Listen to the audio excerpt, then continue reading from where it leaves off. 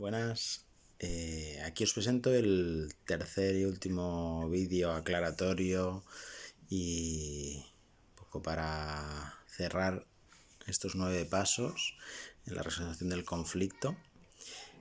Y en este vídeo lo que os quería introducir es la parte final de este proceso,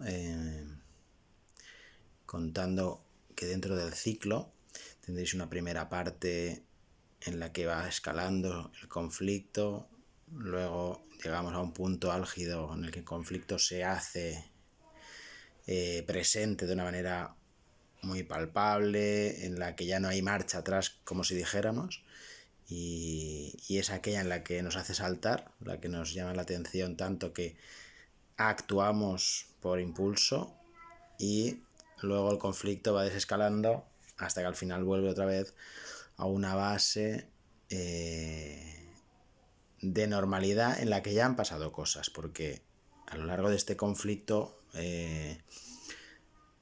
las cosas que han pasado ya quedan inscritas en nosotros, ¿no? Y por eso es tan importante, en la medida de lo posible, no dejar nada colgado de lo que pasa en los problemas, porque esa vivencia de la resolución del problema se va a repetir, ¿no? Y este es uno de los puntos de estos tres últimos que planteábamos, ¿no?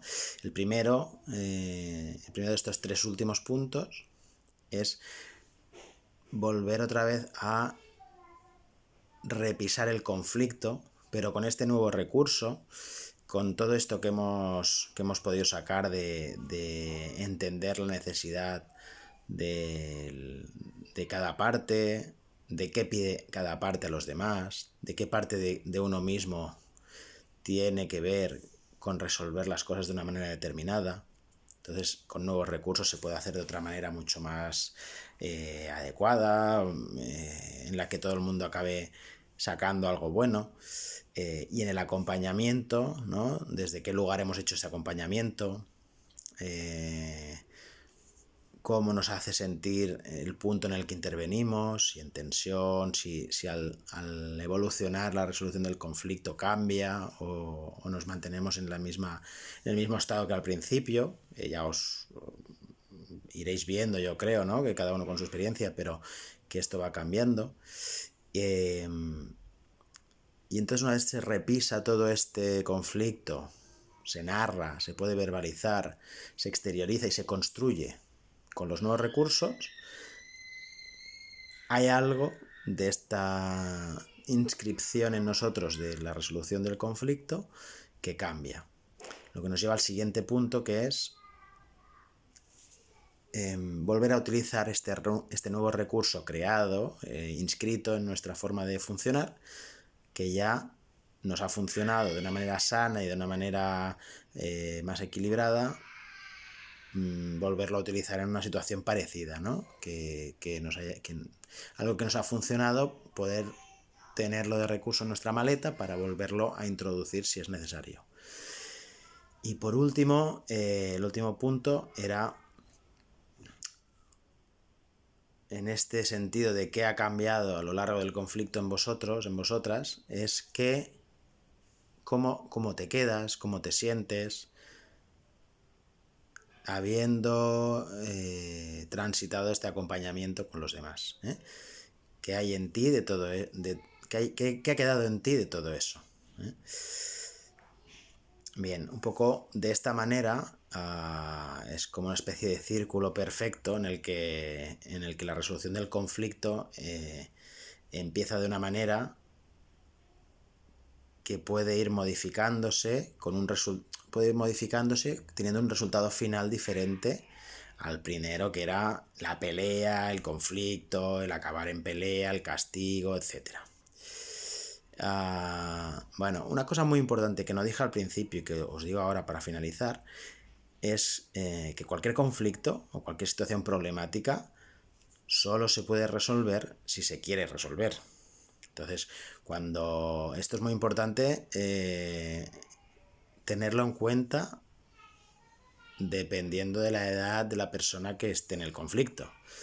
Es decir, con un niño muy muy pequeño va a ser mucho más inductivo el acompañamiento y va a formar parte de una manera de aprender porque el conflicto, sobre todo en niños y niñas pequeños, se produce por una expresión del propio recurso, ¿no? Entonces, o bien es una búsqueda del límite, que un límite lo que hace es enmarcar, es situar al niño o a la niña en cuáles son las reglas de juego, porque ellos no lo saben, ellos las aprenden viviendo, nosotros las sabemos porque las hemos vivido, ¿no? Y las hemos aprendido igual que ellos.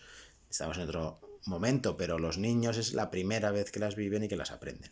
Entonces, un niño que pega no es un niño violento ni agresivo, sino es un niño que utiliza esa herramienta para conseguir lo que pretende. Entonces, sí se le pueden aportar más a herramientas, recursos, formas de conseguir las cosas diferente a la violencia, en un momento dado podrá utilizarlas.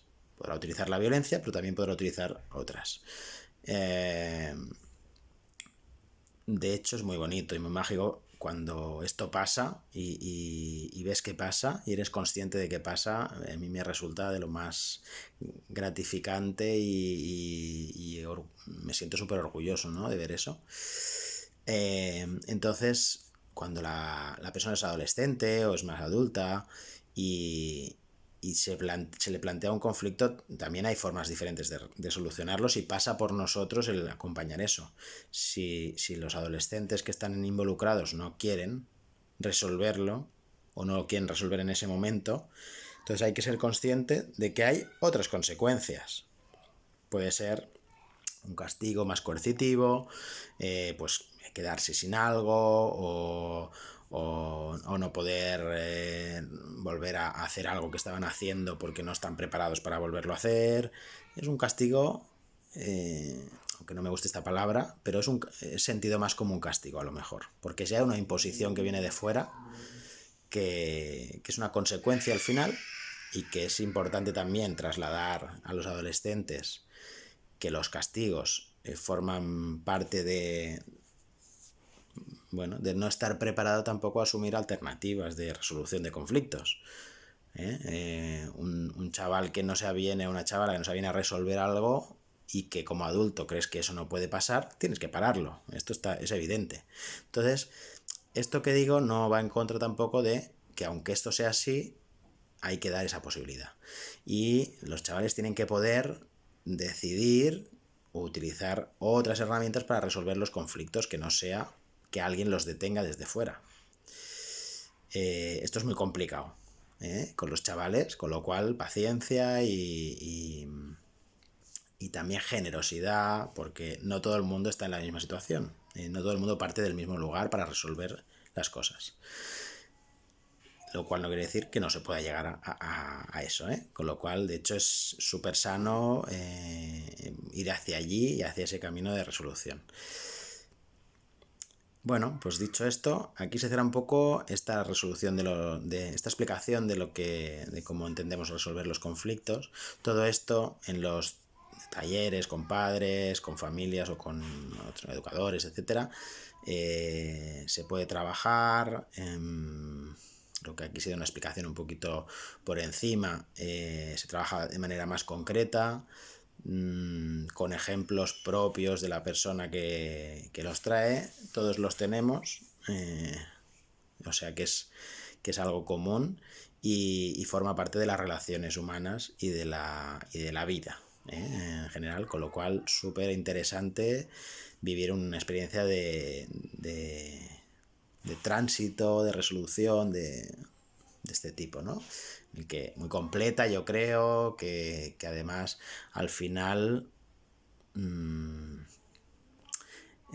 satisface mucho y todo el mundo queda contento, como si dijéramos, ¿no? Porque al final se trata de vivir la vida y no de sufrir la vida, ¿no? Bueno, pues aquí acabaríamos. Sí que es verdad que quiero recordaros uno de los recursos importantes a la hora de seguir este ciclo y esta resolución sería, os puse por ejemplo aquella imagen del cerebro con las diferentes áreas de las inteligencias, la espacial, la interpersonal, la intrapersonal, ¿vale? Todas estas de inteligencias múltiples os pueden servir como muchos otros recursos, y cada uno que escoja el que le vaya bien y el que tenga para en esos puntos iniciales de ponerse en el lugar del otro, de mirar el conflicto desde los propios participantes. Acompañar desde lo que cada uno tiene siempre es mucho más efectivo. Por ejemplo, niños que son súper auditivos, les va a poder ayudar, por ejemplo, que se sugestione el momento con una canción, reflexionando a través de cantar una canción, de componer una canción, de poder decirlo primero y después hacer como una especie de prueba, ¿no? De